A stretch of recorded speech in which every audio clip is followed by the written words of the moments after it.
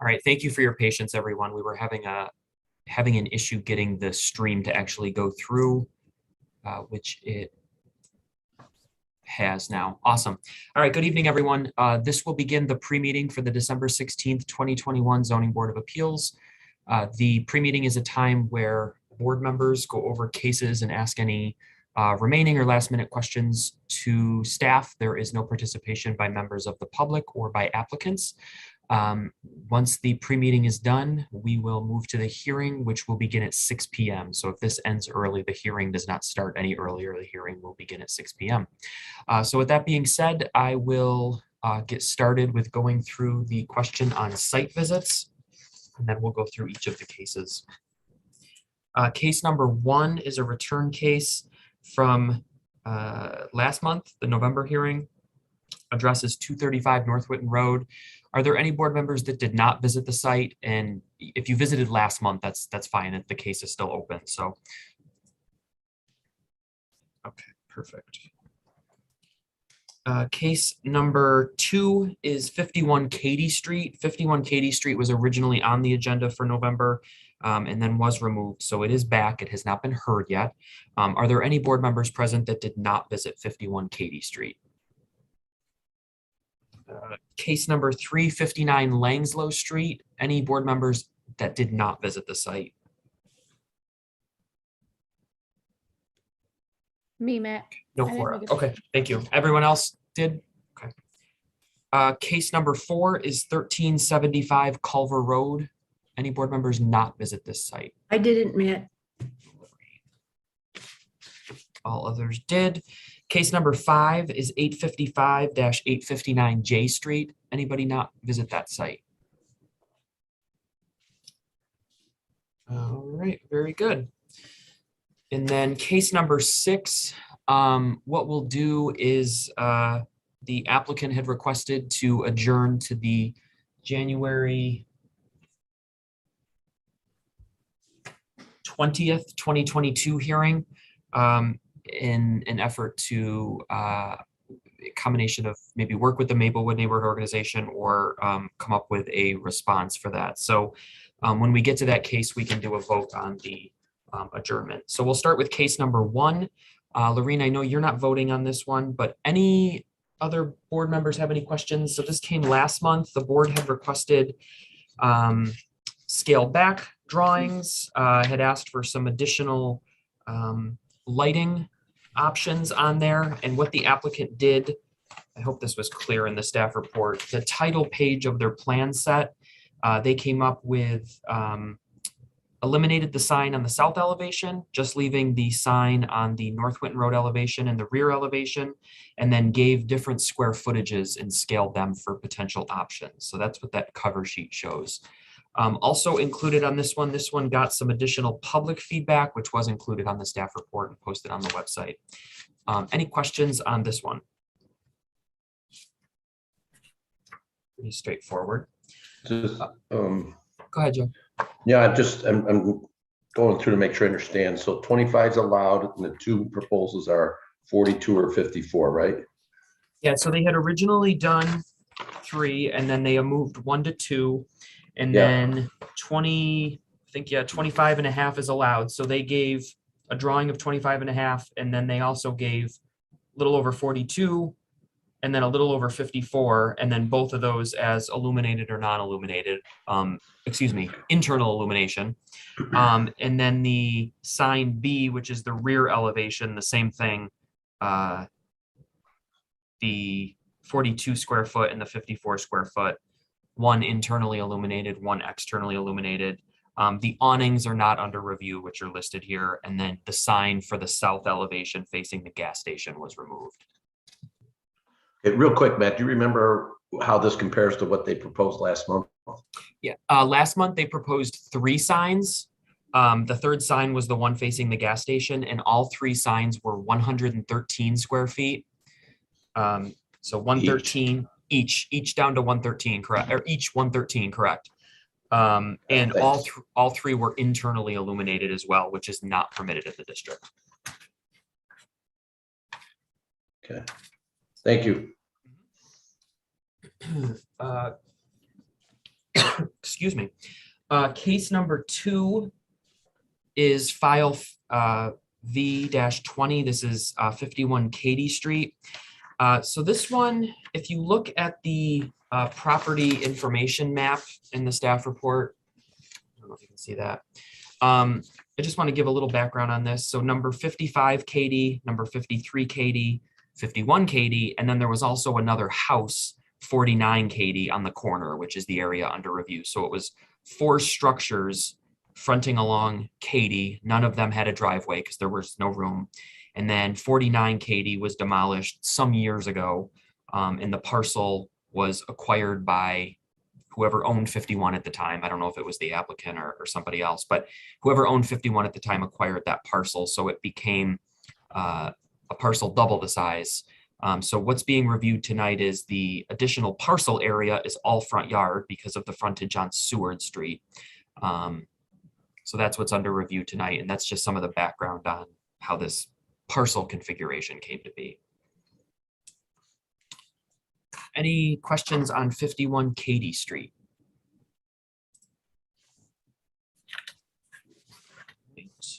Case number. Yeah, quick question. Yeah, go ahead, Terry. Did the applicant, because I didn't see it in their written testimony of the standards, did they say when they installed this driveway? I don't think they said it in the application. No, they did, and I didn't know if they communicated it with you. Yeah, I can get that information. Give me 1 second. I think it's been there a while, Tyrese. Okay. I think it's an open code enforcement case, but let me verify that information. I think it was as well. Let me get the date though.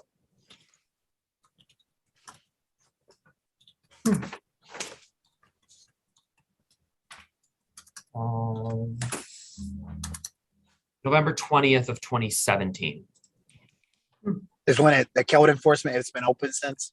Correct. There's an open case for illegally paved the curbside lawn right of way and the driveway. Yep. And this is not a zoning question, but why, and you may not have the answer to this, why was the case, why is this case, the code enforcement case been open so long? I can tell you, I can give you some background. I mean, I can't give you specific. Let me see if. No, I know you can't give specific. Yeah, so it looks like it was ticketed in 2021. I don't know why it took 4 years to ticket. Okay. Question for code enforcement, of course, but I would definitely, so it's on the record, talk to the applicant about that. Okay. All right. All right. You may have already said this, but how long have they owned this property? That I don't know. Let me see if there's a sale on this. Well, there wasn't. So we don't know if it was theirs in 2017. I believe it was theirs. Okay. But ask that question. Okay. Let me find out what prop info says. Hold on 1 second. If my computer would work a little faster, we could. And what I'm accessing is just the city's property information website, completely open to the public. 51 Katy Street. There's no sales on the property. So typically when there's no sales listed, it goes back like 50 or more years. Like it's been in the same ownership for so long. Okay, so that's Katy Street. Case number 3 is 59 Langslow Street.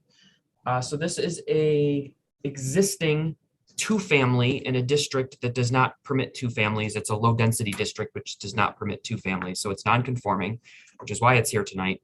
And the applicant is seeking to expand into the 3rd floor, which would expand a use that's not permitted. So it's a expansion of one of the dwelling units.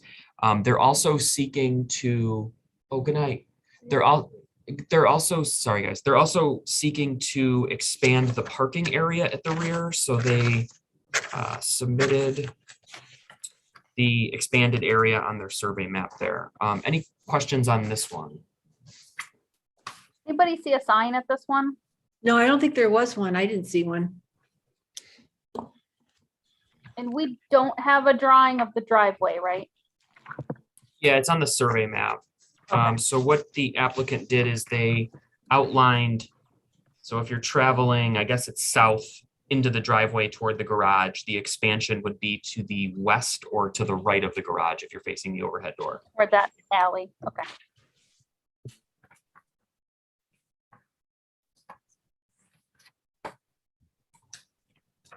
Any other questions on Langslow? All right, case number 4 is 1375 Culver Road. So this is a property, a corner property that is currently legal, is an office on the first floor with 2 dwelling units on the second floor. Prior to that office use, there was a dwelling unit in there. It was a 3-family previously. The property is located in an office overlay district, which is how the office came to be, which allows property owners some flexibility in terms of establishing something other than just the residential. So they did establish an office and it's been functioning that way for some time. What they are looking to do now is convert it back to a dwelling unit. And because it, changed legal use and now they're trying to go back, it's subject to the dwelling unit conversion standards, which I'm going to just spend a moment on because there's several cases for them tonight. So the dwelling unit conversion standards are part of the zoning code for whenever somebody is looking to increase the number of units somewhere.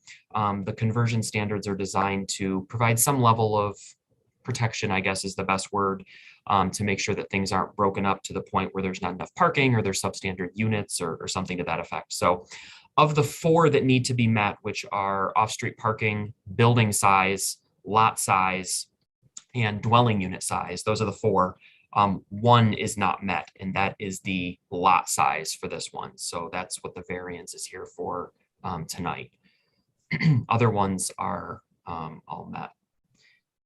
I'll spend a moment on the parking one. So the building itself has a pre-existing deficiency of no parking. It's just simply the way the structure was constructed. So the code does not allow, can't penalize a property owner for creating something that wasn't there. So the office use from a unit would have also had the same parking requirements. So you just transfer that parking requirement to the dwelling unit. So if it was required 2 spaces for the office and it requires 2 for the residential unit, it's considered a wash or met. So that's why the only thing listed here is the lot size. Any questions on Culver Road?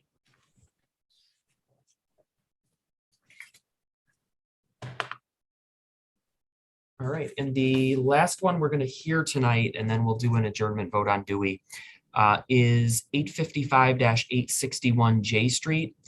This is also a conversion from a existing mixed-use building. Same thing in terms of dwelling unit conversion standards. Same thing applies, and then the 1 dwelling unit conversion of the 4 I mentioned for the last case that is not met here is also the lot size. So that's outlined there. The additional variance on this one is regard to the elevation with the transparency, which is outlined on the staff report there. Any questions on J Street?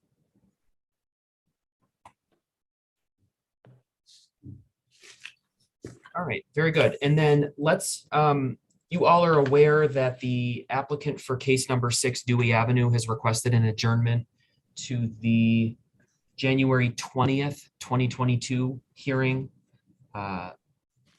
If you guys, someone wants to make a motion and do a vote on this to allow the applicant to adjourn. I'll make the motion.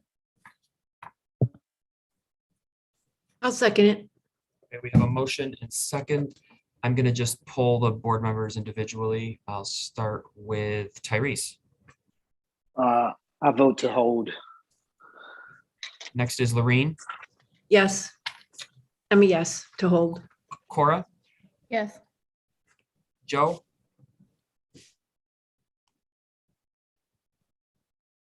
Holly. Yes. All right, so that's 4. That's a quorum. Okay, so the case for Dewey Avenue, should announce the address. 1573, 1577 Dewey Avenue is adjourned until the January 2022 meeting. All right, so that being said, this will complete the pre-meeting. To the attendees that are on the Zoom webinar, just stay right on the Zoom webinar. We don't change Zoom Matt, I had webinars. one more Yeah. question. I Go ahead. forgot to ask it because I was transitioning out of the car.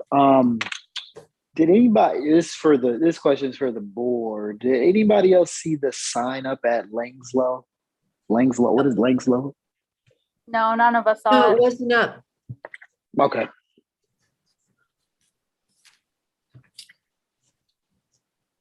All right, very good. So we'll conclude the pre-meeting and then everyone can just turn their